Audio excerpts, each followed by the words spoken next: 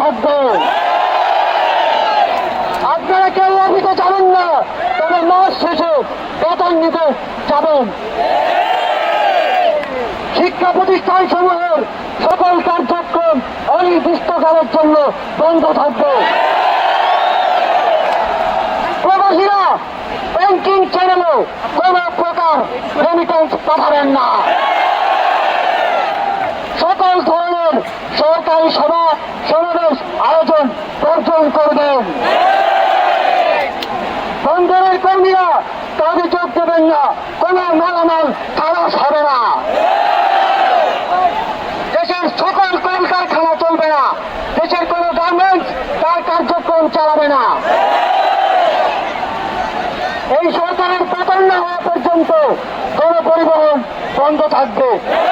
আগামী রবিবার এবং প্রতি সপ্তাহের প্রথম দিন রবিবার শুধুমাত্র ব্যক্তিগত লেনদেনের জন্য ব্যাংক খোলা থাকবে।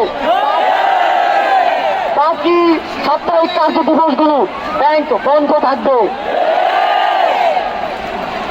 পুলিশ সদস্যরা রুটিন ডিউটি ব্যতীত কোন ধরনের প্রোটোকল ডিউটি, রায়ত ডিউটি, প্রোটেস্ট ডিউটি পালন করবে না। শুধুমাত্র পুলিশ নিয়মিত থানার রুটিন ওয়ার্ক পালন করবে।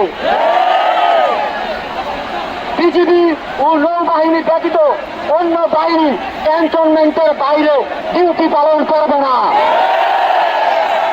বিজিবি এবং নৌবাহিনীও বেরাত এবং কোস্টাল এরিয়ার মধ্যে সীমাবদ্ধ থাকবে। আপনারা সচিবালয়ে যাবেন না। ডিসি বা উপজেলা কর্মকর্তারা নিজ নিজ কার্যালয়ে যাবেন না। কোন প্রকার অফশোর ট্রানজাকশন চলবে না। আমরা চাই না পতনের আগে এই সরকার দেশের অর্থ লুটপাট করে বিদেশে নিয়ে যাক। বিলাস দ্রব্যের দোকান, শোরুম, মার্কেট সবকিছু অনির্দিষ্টকালের জন্য বন্ধ থাকবে। আমাদের অসহযোগ আন্দোলনের আওতায় মুক্ত থাকবে হাসপাতাল, ফার্মেসি, জরুরি পরিবহন সেবা যেমন ঔষধ ও চিকিৎসা সরঞ্জাম পরিবহন, অ্যাম্বুলেন্স সেবা, ফায়ার সার্ভিস, গণমাধ্যম, নিত্য প্রয়োজনীয় দ্রব্য পরিবহন, জরুরি ইন্টারনেট সেবা, জরুরি ত্রাণ সহায়তা এবং এই খাতে কর্তব্যরত কর্মচারী এবং কর্মকর্তাবৃন্দ। নিত্য প্রয়োজনীয় দ্রব্যের দোকানপাট শুধুমাত্র বেলা 11টা থেকে দুপুর 1টা পর্যন্ত খোলা থাকবে। বন্ধুগণ, এই স্বৈরাচারী খুনি সরকারের পতন না হওয়া পর্যন্ত এই প্রত্যেকটা কর্মসূচি আপনারা পাড়ায়, মহল্লায়, গ্রামে, শহরে,